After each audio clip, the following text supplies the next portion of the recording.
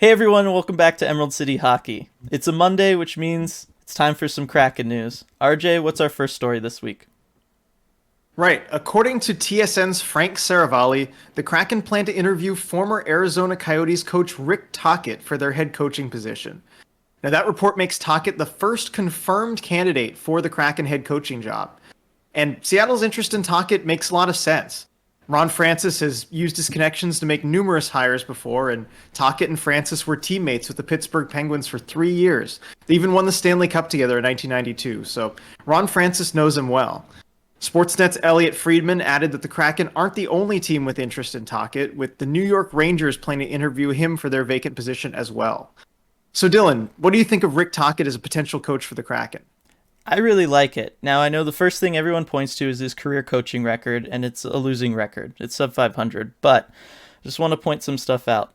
When he first got his first head coaching gig in Tampa Bay, it was still before Tampa was like the Lightning that we know today, right? Like they were coming out of, he was taking over for Barry Melrose and the fiasco that was that. And I think even Rick Tocchet would say, he probably needed a little bit more experience before taking on that head coaching duty. Then you look at what he's done in Arizona the last 4 seasons, and you know, he's done remarkably well given the circumstances in which he's had to work with. He had to work with the most inexperienced general manager we've ever seen, a guy who was hired at 26, who then, this last offseason, leaves the team after he was, interviewing for other jobs while still under contract with the Coyotes. He breaks his contract with the Coyotes to leave. And oh, by the way, as just a parting gift, he's going to commit a big scandal by hosting private workouts with draft eligible players, costing them their second round pick last year and their first round pick this year. So Tocchet has to coach through all of that turmoil. On top of that, he had to constantly incorporate these half-assed attempts at adding star players into the Coyotes lineup with Taylor Hall and now Phil Kessel, just guys that are pseudo still in their prime, signed to short-term deals where they don't have security and you're not really building around them and you're not giving them supporting players. There was no plan around this, so Tocchet just had to, make best with what was available to him. And then, he's got a new owner in that franchise who buys this team specifically so he can get into the sports gambling industry in Arizona, because in Arizona there's a law that says in order to be a part of sports gambling industry, you have to own an Arizona team. So the guy just buys the Coyotes so that he can have access to all that revenue stream. He doesn't care about the team, as we saw, because he immediately stopped paying employees, which caused another big scandal that Tocchet had to sit through, where just people weren't being paid for no reason.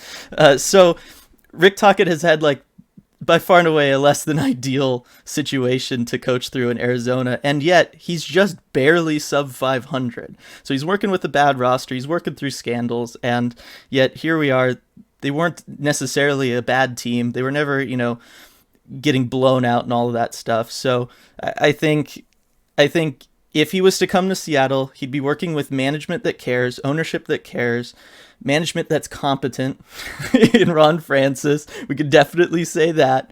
And I think it would be a really good chance for him to show what he actually is capable of, because I don't think we can really say that we've seen that from him yet.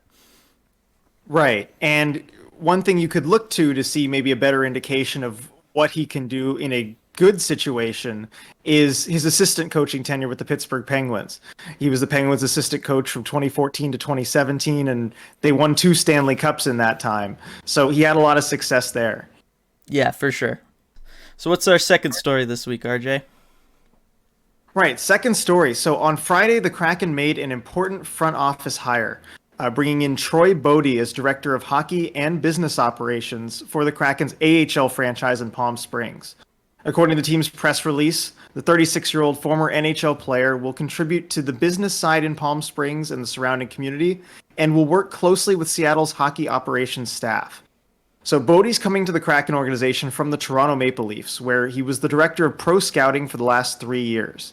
Now, Dylan, I think you and I both remember Troy Bodie as a player when he played, and I think we even got to see him play live as a member of the Ducks. Yeah. But as a pro scout, what exactly has he been doing in hockey ops, and what will he bring to the Kraken's AHL affiliate in Palm Springs? Right. So pro scouting is kind of what it sounds like. You're scouting other professional clubs. So at the NHL level, it means you're scouting other NHL teams so you can kind of pass along to the coaching staff anything you notice about their playing style. Let's say a goalie, perhaps, right? You're scouting to see what areas are they kind of weak in, stuff like that. But really, pro scouts a lot of the times work with every club's AHL team. They're scouting other AHL teams to look at prospects that they might want to trade for.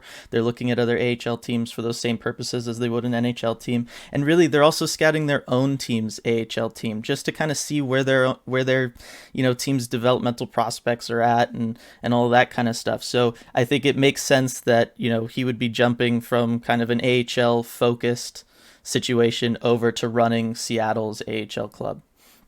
Now, what the curious thing is that he's also going to be director of business operations, which is not normally something we see, where you see someone as director of hockey ops and someone who's director of business ops. I don't know if that's because, maybe they just want to round him out because maybe they see him as a future general manager candidate down the road for them, maybe as a Ron Francis successor. I don't know. Or if it's, just because they didn't want to pay two people, but which is a possibility these days. So that's one thing that's a little curious about this situation. You don't normally see people going from hockey ops into business ops. Usually those are two very separate things. You tend to have, business people involved in the business operations side of things, not so much lifelong hockey guys. So that's one thing that's kind of interesting about this situation.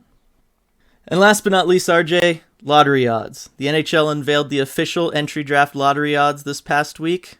RJ, how are the Kraken looking? Yes, on Wednesday, the NHL finally released the lottery odds for the 2021 entry draft lottery. Now, before Wednesday, we knew the Kraken would have the third best odds at winning the lottery, but we didn't know exactly what those odds were. But now we know. So, the Kraken, who will be guaranteed a top 5 pick, they could pick first, and that'll be a 10.6% chance. Second, 10.5% chance. Third, 5% chance. Fourth, 39.9% chance. Or fifth, and that's a 33.9% chance. So that means that while the Kraken are most likely to pick fourth or fifth, there's still better than 1 in 4 odds that they'll pick in the top 3. The NHL Draft Lottery takes place next Wednesday, June 2nd, and that's only 9 days away, so make sure to mark your calendars.